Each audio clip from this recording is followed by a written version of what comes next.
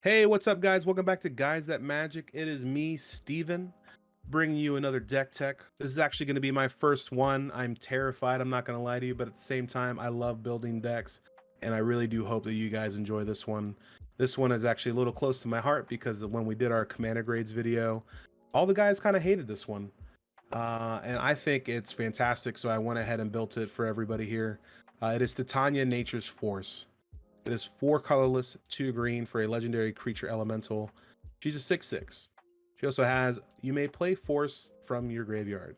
Whenever a Force enters the battlefield under your control, create a 5/3 green elemental creature token.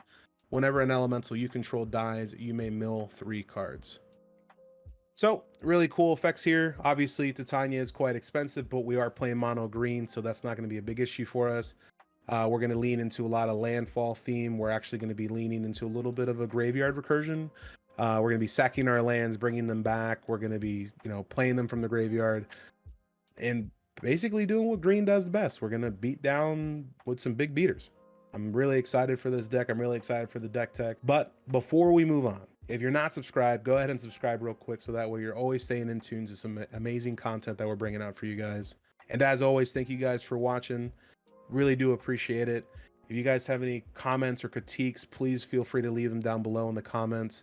Let me know if there were any cards that you think I should have added. Let me know if there were any cards that you were super excited to see in the deck. But let's go ahead and get into the meat and potatoes of this deck. We're going to get into our Landfall Creatures first because I know everyone's really excited to see what we're throwing in here. So obviously, first one I'm going to talk about, you really can't have a Landfall deck if you don't have a Scute Swarm. It is 2 colorless and a green landfall. Whenever a land enters the battlefield under your control, create a 1/1 green insect creature token. If you control 6 or more lands, create a token that's a copy of Scute Swarm instead. So we're going to be making a ton of landfall triggers in this deck. We're going to have a ton of land on the field anyways. This is going to be insane. Scute Swarm is probably one of my favorite cards in Magic the Gathering. Speaking of swarming, why don't we swarm people with some badgers? Green Sleeves, Marrow Sorcerer, 3 colorless, 2 green. Protection from Planeswalkers and from Wizards. Green Sleeves' power and toughness are equal to the number of lands you control. When a land enters the battlefield under your control, create a 3/3 green badger creature token. Just really bringing in the landfall, and to be quite honest with you, whether we have insects or badgers, we're going to beat some people down. But I couldn't stop with insects. I couldn't stop with just badgers. I had to throw in some plants because nothing says you got beat more than green plant creature tokens. So Avenger of Zendikar is also in this deck. We have 5 colorless, 2 green. When Avenger of Zendikar enters the battlefield, create a 0/1 green plant creature token for each land you control. Landfall, whenever a land enters the battlefield under your control, you may put a +1/+1 counter on each plant creature you control. Obviously, we are doing a whole bunch of landfall things, so these are going to be some big plant creature tokens. And probably the last big beater that we're going to throw in here that's going to create us some fun things. So obviously we had insects, we had badgers, we were talking about plants, and now we're on to the green beast creatures. So we have Rampaging Balos, 4 colorless, 2 green. Trample. Whenever land enters the battlefield under your control, you may create a 4/4 green beast creature token. If you can't catch the theme here, we're trying to kill people fast. Moving on with some more landfall funness. I put in a Tireless Provisioner and a Tireless Tracker in the deck. They both cost 2 and a green. Tireless Tracker is a 3/2, and when it enters the battlefield under your control, you investigate. And then whenever you sacrifice a clue, you can put a +1/+1 counter on Tireless Tracker. Having the clues, we're going to have a bunch of mana anyway, so we might as well try and use that mana, try and draw some extra cards, try and find some more answers, or more lands for that landfall. Tireless Provisioner, like I said, is a 2 and a green. When a land enters the battlefield under your control, you can create a food token or a treasure token. Shocker, I don't ever think I'm going to pick food token, if I'm being honest with you. And one of the last landfall cards I have in the deck is Lotus Cobra, because you really can't go wrong with this. It is a colorless and a green. And then whenever a land enters the battlefield under your control, you can add 1 mana of any color. So some beautiful ramp, play a forest, have another forest floating. Play that 2 costs a little bit faster. But with that being said, landfall is fun, but what about double landfall? So Ancient Green Warden, 4 colorless, 2 green. It has reach. You may play lands from your graveyard, always a fun time. If a land entering the battlefield causes the triggered ability of a permanent you control to trigger, that ability triggers an additional time. So we can double up on the Badgers, we can double up on the +1/+1 counters for our plant tokens. We're making too many skewed swarms to count, to be quite honest with you. It's going to hurt our brains. I'll definitely have a calculator next to me. We're doubling up on the green beast creature tokens, and we're making even more mana with the Lotus Cobra. We're making a bunch of treasure tokens, and we're going to have so many clues it's not even funny. But with that being said, Ancient Green Warden says we can play lands from our graveyard. Also, Titania says we can play lands from our graveyard. So let's go ahead and get into that a little bit. I went ahead and added a package of creatures that is going to basically fill our graveyard with land. One of my favorites is going to be Sylvan Safekeeper. It is 1 green for a 1/1. You can sacrifice a land. Target creature you control gains Shroud until end of turn. So 1 green. Yes, it's a 1/1. But if this is on the field, we have a bunch of lands and somebody's trying to target our stuff. All you have to do is sacrifice 1 land and you get to protect whatever you want. Granted, you know, board wipes are still a thing, but at the end of the day, if somebody's trying to instant kill one of our cards when Sylvan Safekeeper's out, it's not going to happen. I also have Elvish Reclaimer, 1 green. It's a 1/2. Elvish Reclaimer gets +2/+2 as long as there are 3 or more land cards in your graveyard. It also has you can pay 2, tap it, sacrifice a land, search your library for a land card, put it onto the battlefield tapped, then shuffle your library. So basically, we are fueling a lot of stuff here. So we are able to sacrifice a land, put it in our graveyard to then fuel possibly our next turn. And then we're actually searching our library, thinning it out, and grabbing a land for our landfall triggers. It's fantastic. You really can't go wrong. Springbloom Druid. It is 2 colorless and a green.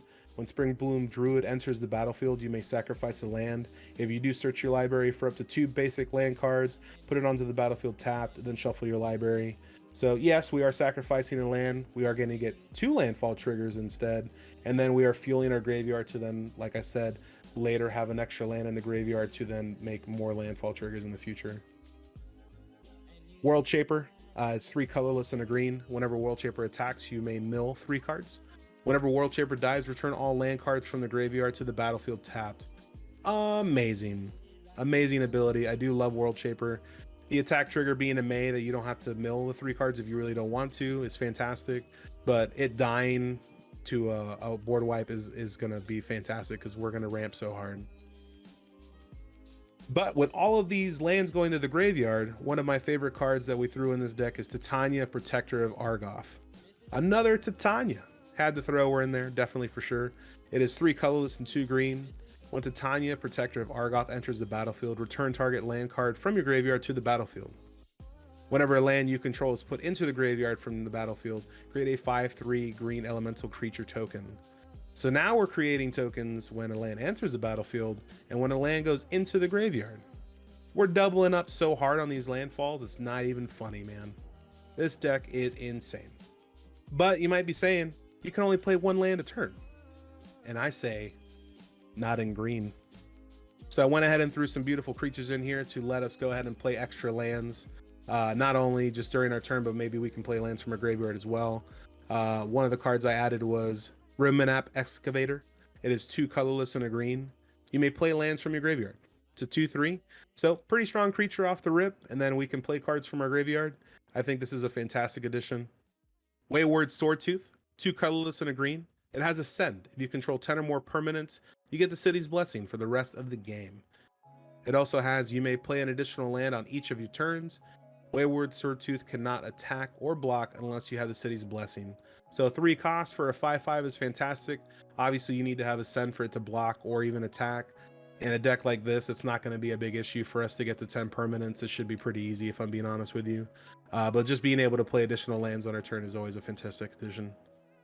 But the queen of doing that would definitely be Azusa, Lost but Seeking, 2 colorless and a green. You may play 2 additional lands on each of your turns. Always a fantastic addition in any kind of landfall deck. And then lastly, for any kind of like fun shenanigans, we do also have Oracle of Moldiah. It is 3 colorless and a green. You may play an additional land on each of your turns. You do play with the top part of your library revealed, and then you may play lands from the top of your library. So with all these cards out, we're going to be playing a bunch of extra lands per turn. Hopefully on the top of our library, we have another land card we can just throw onto the battlefield immediately, or we can go ahead and just start playing lands from our graveyard as well. We're just trying to get as many landfall triggers. We're trying to put a bunch of lands in the graveyard to add to those triggers. This is going to be great. And then here, the last set of creatures are going to be basically utility creatures. So these are the creatures that we kind of added to either ramp the deck, or we're going to go ahead and protect ourselves, or we're just going to do some really mean things. So we added Elvish Mystic, 1 green. You can tap it for a green. It's a 1/1. Just trying to ramp things out a little bit faster. We have Sakura Tribe-Elder for that extra ramp as well. A colorless and a green. You can sack Sakura Tribe-Elder, search your library for a basic land card, put that card onto the battlefield tapped, then you can shuffle. Zavala, Heart of the Wild, 1 colorless and 2 green. Whenever another creature enters the battlefield, its controller may draw a card if its power is greater than each other creature's power. It also pays for a green. You can tap it, add X mana in any combination of colors, where X is the greatest power among creatures you control. Zavala is pretty cool. I probably would put money on it that we're probably going to have some massive creatures out, and nobody's really going to be able to get that extra trigger other than us. So that'll definitely be fun. Also, just being able to tap to add, you know, X green mana for the 5/3s we're going to constantly be producing is going to be insane. So just having that extra mana to put out these big beaters is going to be great. But if we don't have mana, we have Kodama of the East Tree, 4 colorless and 2 green. Reach. Whenever another permanent enters the battlefield under your control, if it wasn't put onto the battlefield with this ability, you may put a permanent card with equal or lesser converted mana cost from your hand onto the battlefield. So trying to cheat some stuff out, even though we're going to have all this mana, doesn't hurt to play things for free. I'm not going to lie to you.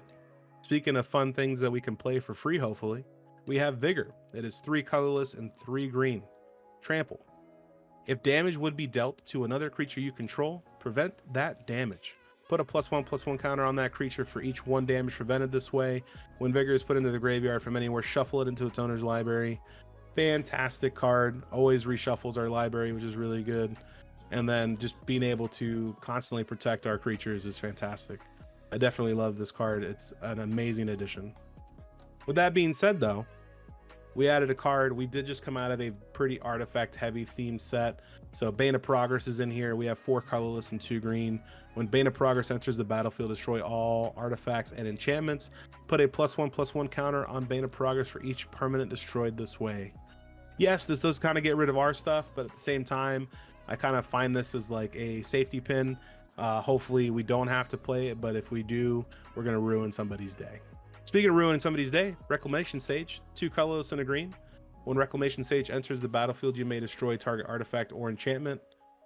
I mean, you really can't say too much about this. I mean, it's fantastic, you know, basically ruining somebody's board state a little bit, which is always fun. But if somebody messed with our board state, we have Eternal Witness in here too. 1 colorless, 2 green. When Eternal Witness enters the battlefield, you may return target card from your graveyard to your hand. And the last creature we're throwing in here is Ashaya, Soul of the Wild. 3 colorless and 2 green. Ashaya, Soul of the Wild's power and toughness are equal to the number of lands you control. It also has non-token creatures you control are forest lands in addition to their other types. They're still affected by summoning sickness. So in other words, anything we put down on the field, non-token creature-wise, is a land, which then adds landfall triggers. So we can just put down creatures for our landfall. That's amazing. How do you hate this? This is great. I've never been so excited to make a deck. This is fantastic. I did throw 1 Planeswalker in here though. It is Nissa Vital Force, 3 colorless and 2 green. Comes in with 5 loyalty counters.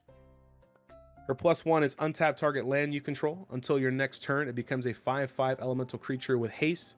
It's still a land. Has a -3, return target permanent card from your graveyard to your hand. And then a -6 with, you get an emblem with whenever a land enters the battlefield on your control, you may draw a card. So definitely really fun here because we're making elemental creatures that can mill us and put some more lands on our graveyard, or we can have some graveyard recursion with Titania. It's going to be really fun. Or if we get to the ult, whenever land enters the battlefield, we can draw cards, and we have tons of lands. So let's get that card draw on. So that wraps up all the creatures, Planeswalker fun. Let's go ahead and get into some sorcery fun now. I threw in a bunch of ramp. Shocking, I know, landfall and ramp. How could you do this, Steven? But I did it. So I went ahead and threw in 3 visits, 1 colorless and a green. You can search your library for a forest card, put that card onto the battlefield, then shuffle. Nature's Lore, 1 colorless and a green, search your library for a forest card, put that card onto the battlefield, then shuffle. I also have Explore, not technically ramp, but hey, listen, we can play an additional land this turn, so that's always great. And it's a little bit of card draw, which is always fantastic. Card draw wins Magic games, I'm telling you right now. Also added Cultivate because you can't go wrong. 2 colorless and a green, search your library for up to 2 basic land cards, reveal those cards, put 1 onto the battlefield tapped and the other into your hand, then shuffle. So we're able to put that 1 card right onto the battlefield, get a landfall trigger. We have another one ready to go. And if we have a card that allows us to play multiple lands a turn, we can immediately put that onto the battlefield, which is going to be fantastic. Kodama's Reach. 2 colorless and a green, search your library for up to 2 basic land cards, reveal those cards, put 1 onto the battlefield tapped and the other into your hand, then shuffle. Same situation as Cultivate. We have both those cards, get that landfall trigger. We have 1 in our hand ready to go. Always going on this deck, and I really do love it. Some extra sorceries I threw in here. I went ahead and put in Harmonize. It is 2 colorless and 2 green. Draw 3 cards. Pretty simple. Beautiful effect. You gotta love it. Regrowth, a colorless and a green. Return target card from your graveyard to your hand. So if we need some extra card draw, this can put anything in our hand, really. So I mean, even if somebody destroys a creature that we really like, that we really want back on the battlefield, we can go ahead and return that to our hand, replay it. Regrowth is a fantastic card. It's cheap to play, and it really is a great sorcery. Added Natural Order, 2 colorless and 2 green. As an additional cost to cast Natural Order, sacrifice a green creature. Shocker, we got a lot of green creatures in this deck. Search your library for a green creature card, put that card onto the battlefield, shuffle your library. So in Natural Order, we can actually just sacrifice an insect, or a badger, or a plant, or an elemental, or a beast. We could sacrifice any of these small green tokens that we've made to go search for whatever card we want and just put it onto the battlefield. Natural Order is insane, and to be honest with you, I don't know why it's not banned. Because we can easily just go grab a Bane of Progress if things are getting out of hand on someone's side of the board, or we can go ahead and get a Shaya and start getting our landfall off really hard, or even Ancient Green Warden, and we can double up on these landfall triggers. I really do love Natural Order, and this was an immediate slot into this deck. I also added Whirlwind, 2 colorless and a green. Destroy all creatures with flying. Flying creatures are the bane of my existence. I can't tell you how many times I've died to flying creatures. So this was an automatic include for me. Might be a little petty. You could put something else in here in this spot, but this was something that I definitely wanted in the deck. I have 3 more sorceries for us in this deck. They are basically utility for us for landfall specifically. I went ahead and added Splendid Reclamation, 3 colorless and a green. Return all land cards from your graveyard to the battlefield tapped. This is going to be an insane amount of triggers depending on what we have on the battlefield if this resolves. People are going to have to counter this regardless. If they don't, it's going to be a bad time. We also have Scapeshift, 2 colorless and 2 green. Sacrifice any number of lands. Search your library for up to that many land cards. Put them onto the battlefield tapped, then shuffle your library. We can pay the 4 here. We can sacrifice 5 lands if that's all we have. We can sacrifice 6 if that's all we have. And then basically go search for that many and then get that many landfall triggers. Fantastic. I love Scapeshift. Amazing card. But the piece de resistance in this deck that I kind of feel is really amazing is Awake in the Woods. It is X and 2 green. Create X 1/1 green forest dryad land creature tokens. They're affected by summoning sickness. Fantastic. So not only are we putting a ton of creatures on the field, but we're also putting a bunch of landfall forest triggers onto the field as well. So double up the fun, have a great time. This is going to be a game ender depending on what we have out. And with playtesting this deck, this has always been kind of like a showstopper for sure. That wraps up all the sorceries I have. Let's go ahead and get into some instant spells. So going back into the graveyard recursion, we have Noxious Revival. It is Phyrexian, or you can pay a green. So either you can pay 2 life, pay a green, put target card from a graveyard on top of its owner's library. We can help an opponent, I guess, but at the end of the day, we're really doing this for us. We also have Reclaim. It is a green, put target card from your graveyard on top of your library. Same effect, except, you know, we have to pay green here instead of paying 2 life. But sometimes in Magic, people kill cards you love and you want them back. We're going to get those cards back. But speaking of killing, we have Beast Within. 2 colorless and a green. Destroy target permanent. Its controller creates a 3/3 green beast creature token. We also have Croson Grip, 2 colorless and a green. Split second.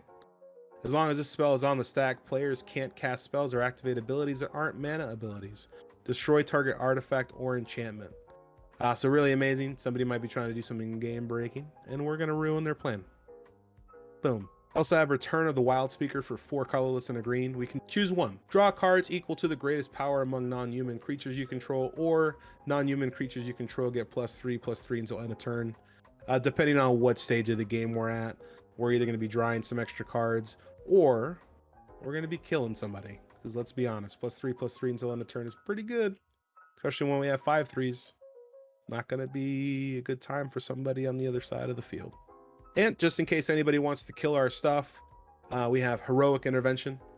Colorless and a green. Permanents we control gain hexproof and indestructible until end of turn.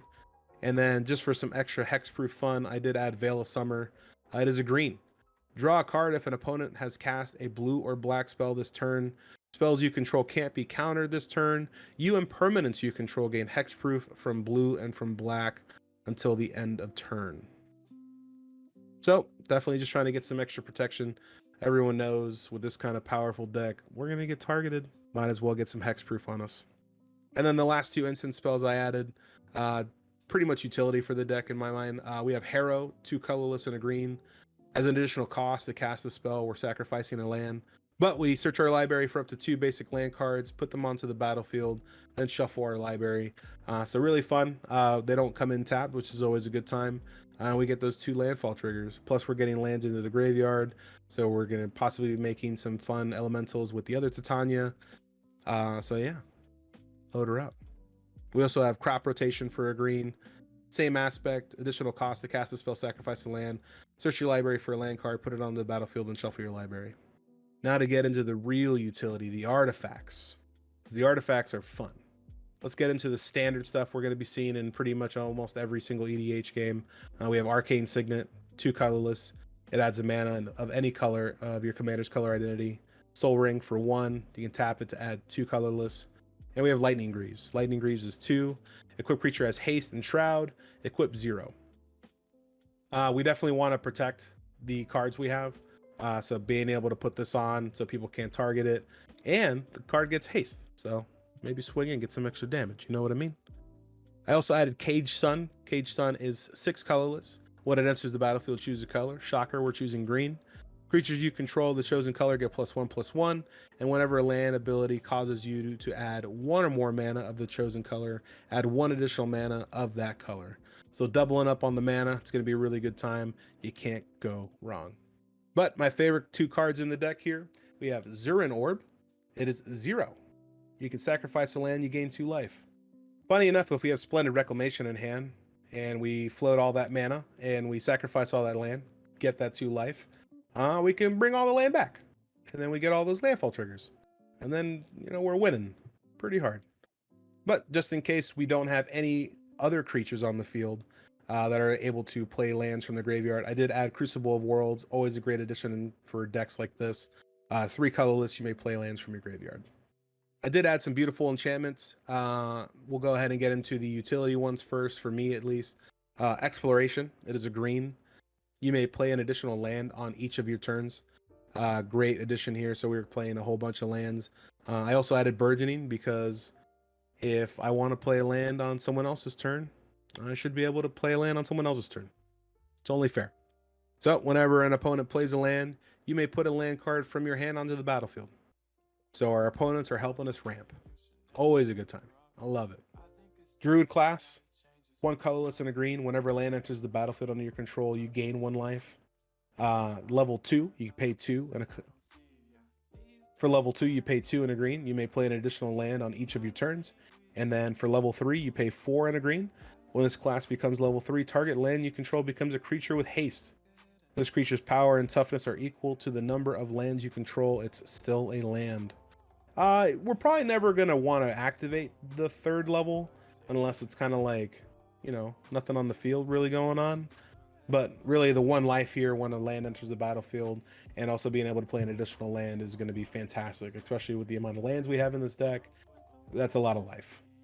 Elemental Bond, 2 colorless and a green. Whenever a creature with power 3 or greater enters the battlefield under your control, draw a card. We're going to be making a whole bunch of creatures that are 3 or greater. So I want to be drawing a whole bunch of cards. You know what else we're going to be making? We're going to be making some 4 power creatures. So I threw in Garruk's Uprising too. 2 colorless and a green.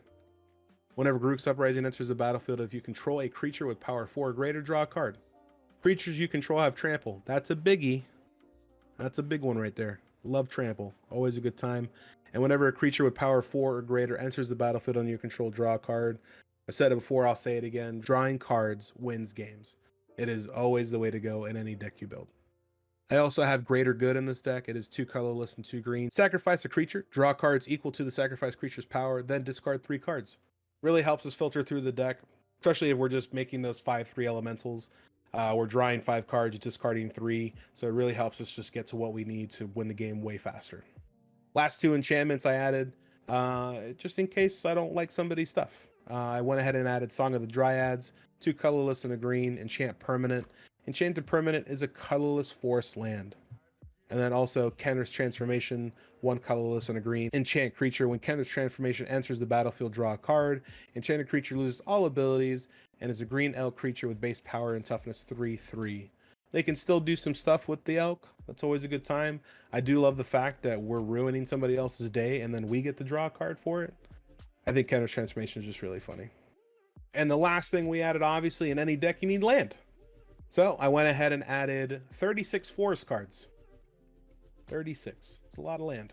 It's the most land I've put in a deck, if I'm honest with you. I also added one fun one. It is called Lotus Field. It is not a forest, but it has hexproof. It enters the battlefield tapped. When it enters the battlefield, you sacrifice 2 lands, and then you can tap it at 3 mana of any one color. I just like the fact that we could throw this in the deck. It enables us to put in lands to our graveyard to then probably recur them in the future. I thought it was a really good add. But that's it. We made it. We did it. I'm excited. I hope you guys liked the deck. I think it's really fun. There's a ton of graveyard recursion for lands, creatures, or whatever you really want to grab, whether it's an artifact or anything like that as well. The fact that we're able to have so many landfall triggers, whether it's a landfall entering the battlefield, going into the graveyard with the other Titania, the fact that we're able to make so many creatures and just possibly just storm the board is fantastic. So this deck was really fun to build. It's really synergistic. It's probably one of the most synergistic builds I've ever had, if I'm being honest with you. But with all that being said, guys, that is the end of the video. Stay tuned. Make sure you're subscribed to the channel because the other guys have some amazing deck techs coming out with some super popular commanders from this set. And comment down below. Was there a commander that you really wanted to see a deck tech on? Was there a commander that you really want us to kind of focus on a little bit more? Do you want to see some commander battles with these deck techs? Definitely let us know below. And like I said, if there's anything in this deck that you didn't really like, that you thought I should change, if there's anything that you thought I should have added, feel free to leave a comment down below. I'm always reading the comments. I love hearing what you guys have to say. It always makes me really happy. And since I know you've already hit the subscribe button for YouTube, make sure you go follow us on Instagram, Twitter, and TikTok. It's at Guys That Magic for everything, for all of our socials. And one more time, guys, thank you so much. Have a great day.